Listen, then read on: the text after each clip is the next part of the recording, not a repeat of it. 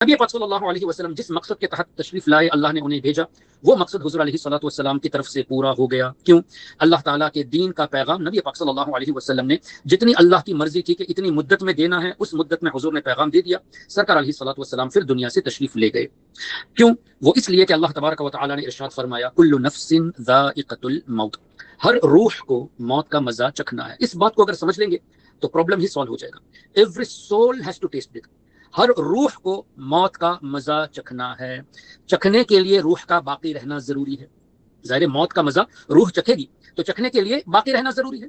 تو کیا پتا چلا موت کا معنی یہ نہیں کہ آدمی کمپلیٹلی ختم ہو گیا، ہرگز یہ معنی نہیں۔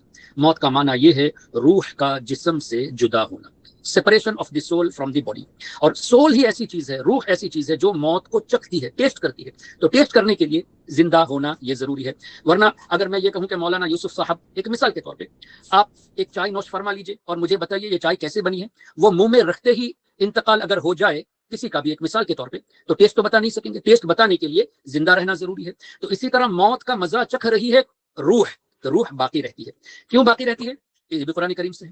اللہ تعالیٰ نے ارشاد فرمایا یسألونک عن الروح، اے میرے حبیب صلی اللہ علیہ وسلم آپ سے یہ لوگ روح کے تعلق سے پوچھتے ہیں، آپ فرما دیجئے قل الروح من امر ربی، روح یہ اللہ کے امر سے ہے، اللہ کے حکم سے ہے، اور اللہ کے امر کو فنا نہیں ہے۔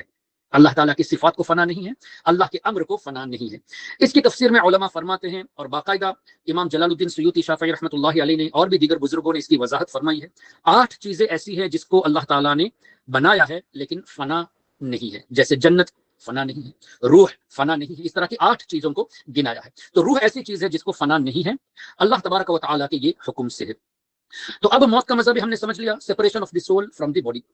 اب دیکھتے ہیں حدیث پاک کی روشنی میں اللہ تعالیٰ کے رسول صلی اللہ علیہ وسلم نے اس طرح ارشاد فرمایا کہ قبر مسلمان کے لیے جنت کے باغوں میں سے ایک باغ ہے۔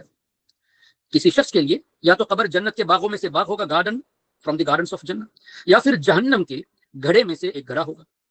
اب جنت کے باغوں میں سے ایک باغ ہے، اگر موت کے بعد آدمی کے اندر کوئی شعور باقی ہی نہ رہے تو جنت کے گارڈن سے اس کا فائدہ کیا ہوگا؟ A thing to ponder. What is the purpose of making the believer's grave as the garden of Jannah when he's totally seized؟ جب ٹوٹلی ختم ہو گیا تو اس کا مقصد ہی کیا ہے؟ اور دوسری بات، حضور علیہ الصلوۃ والسلام نے ارشاد فرمایا کہ جب کسی بندے کا انتقال ہوتا ہے تو ملک الموت روح قبض کرتے ہیں، پھر جب تدفین ہوتی ہے یا اگر کہیں جل کر انتقال ہو گیا یا جانور نے کھا لیا، کہیں بھی رہے گا، یہ 2 فرشتے پہنچتے ہیں سوال کرنے کے لیے۔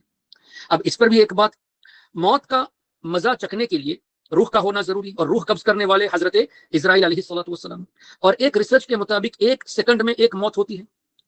For the sake of understanding, 1.5 بھی ہو سکتا ہے، آدھا بھی ہو سکتا ہے، 2 بھی ہو سکتا ہے، 1 مان لیتے ہیں تو 1 منٹ میں 60 ڈیتھس ہوئی، اور 1 گھنٹے میں 60 ملٹیپلائی بائی 60 3600 ڈیتھ ہوئی۔ تو 3600 لوگ 1 گھنٹے میں انتقال کرتے ہیں، صرف کولمبو میں نہیں، صرف چنئی میں نہیں، صرف ممبئی میں نہیں، صرف کراچی میں نہیں، ڈھاکہ میں نہیں، سڈنی میں نہیں، نیو یارک میں نہیں، ٹورنٹو میں نہیں، بلکہ الگ الگ جگہوں پہ موت واقع ہوتی ہے۔ اور کہیں ایسا بھی ہوتا ہے کہ ایک ہی وقت میں 100 لوگوں کا انتقال ہو گیا، اللہ نہ کرے کوئی فلائٹ کریش ہو گیا تو 200 لوگ تھے، ہوا بھی ہے، 200 لوگوں کا انتقال ہو گیا، اس میں 2-4 لوگ بچ بھی جاتے ہیں۔ کہیں زلزلہ آ گیا تو ہزاروں لوگ انتقال کر جاتے ہیں، سونامی جیسی کبھی کوئی پریشانی آ گئی تو ہزاروں لوگوں کا انتقال ہو جاتا ہے۔ تو ملک الموت کو اس چیز کی خبر ہونا ضروری ہے کہ کس کی موت کب اور کہاں ہوگی۔ تو یہ غیب کی خبر ملک الموت کو ہے، کسی نے آبجیکشن نہیں کیا۔ اور یہی بات ہم کہتے ہیں کہ ہمارے نبی صلی اللہ علیہ وسلم جانتے ہیں کس کے ساتھ کیا ہونا ہے، تو فوراً قرآن کریم کی آیت کہ اللہ نے فرمایا کہ اللہ کے سوا کوئی نہیں جانتا، تو ملک الموت کے لیے وہ آیت کیوں پیش نہیں کرتے؟ دیکھا آپ نے اینیموسٹی۔ پھر ایک ہی گھنٹے میں 3600 لوگوں کی یا اس سے زیادہ لوگوں کی روح قبض کرنے کی قدرت اللہ تعالیٰ نے ملک الموت کو عطا کی، اور ایک ہی سیکنڈ میں اگر 10 لوگوں کی موت ہوتی ہے تو ایک ہی وقت میں 10 لوگوں کی روح قبض کرنے کی قدرت اللہ نے دی، کوئی آبجیکشن نہیں۔ جب تدفین ہوتی ہے یا کسی اور جگہ پر ہے، جانور کے پیٹ میں، تو 2 فرشتے پہنچ جاتے ہیں، حضرت منکر اور حضرت نکیر علیہ السلام۔ اب وہ سوالات پیش کرتے ہیں، من ربک، تیرا رب کون ہے، ما دینک، تیرا دین کیا، ما کنت تقول فی حق ھذا الرجل، ان کے بارے میں تو کیا کہتا تھا۔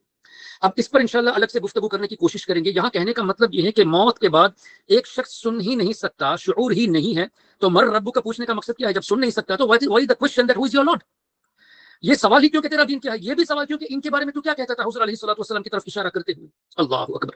اب بات آئی ہے تو یہ بھی بتا دیں، سیدی تاج الشریعہ مفتی اختر رضا رحمۃ اللہ علیہ نے اپنے کلام میں کیا خوب ارشاد فرمایا، رات میری دن بنے ان کی لقائے خیر سے، رات میری دن بنے یعنی قبر کی اندھیری رات اجالے سے بھر جائے، رات میری دن بنے ان کی لقائے خیر سے، قبر میں جب ان کی طلعت جگمگائے خیر سے۔ اور مولانا جمیل الرحمن قادری رحمۃ اللہ علیہ نے کیا خوب ارشاد فرمایا، جب فرشتے قبر میں چہرہ دکھائیں آپ کا، ہو زباں پر پیارے آقا الصلاۃ والسلام۔ اور سیدی اعلیٰ حضرت نے کیا فرمایا، سبحان اللہ، فرماتے ہیں یا رسول اللہ صلی اللہ علیہ وسلم، جب آپ کی تشریف آوری میری قبر میں ہوگی تو ایک دن نہیں، ایک مہینہ نہیں، ایک سال نہیں، بلکہ قیامت تک میری قبر میں نور کے چشمے لہراتے رہیں گے، قبر میں لہرائیں گے تا حشر، چشمے نور کے، ایک دن کی بات نہیں، تا حشر، اور چشمے نور کے، ایک چشمہ بھی نہیں، پلورل ہے، نور کے کئی چشمے، قبر میں لہرائیں گے تا حشر، چشمے نور کے، جلوہ فرما ہوگی جب طلعت رسول اللہ کی صلی اللہ علیہ وسلم۔ اللہ ہم سب کو نبی پاک صلی اللہ علیہ وسلم کا دیدار اس طرح نصیب فرمائے کہ ہم حضور علیہ الصلوۃ والسلام کو پہچان سکے، آمین۔ کیوں؟ اسی میں نجات ہے۔ تو اب میرا کہنے کا مطلب یہ تھا، زندگی نہیں تو سوالات کیوں؟ اس کا مطلب قبر والا سن سکتا ہے، قبر والا دیکھ سکتا ہے، فرشتے اس کو اٹھا کر ہی تو بات کریں گے، سوال کریں گے، تو دیکھ بھی سکتا ہے، سن بھی سکتا ہے، اور زندگی بھی ہے، تبھی تو جنت کا بستر دیا جائے گا۔ اللہ فرمائے گا جب صحیح جواب دے دیں گے تو ملک الموت حضرت نکیر علیہ السلام خود ہی فرمائیں گے کہ ہم کو معلوم تھا کہ تم یہی جواب دو گے۔ اور جب منافق کہے گا لا ادری لا ادری، مجھے نہیں معلوم، مجھے نہیں معلوم، تو یہ فرشتے کہیں گے ہم کو معلوم تھا تم یہی کہو گے۔ تو فرشتوں کو بھی اللہ نے غیب کی خبریں دے دی کہ یہ بندہ جس کا انتقال ہوا ہے یہ سوالوں کا جواب ایسے دے گا یا ایسے دے گا، فرشتوں کو معلوم۔ اور بعد میں اللہ تعالیٰ کی طرف سے ندا ہوگی کہ ان کو جنت کا بستر دیا جائے، جنت کی طرف سے، جنت سے کھڑکی قبر کی طرف کھولی جائے اور جنت کا لباس دیا جائے۔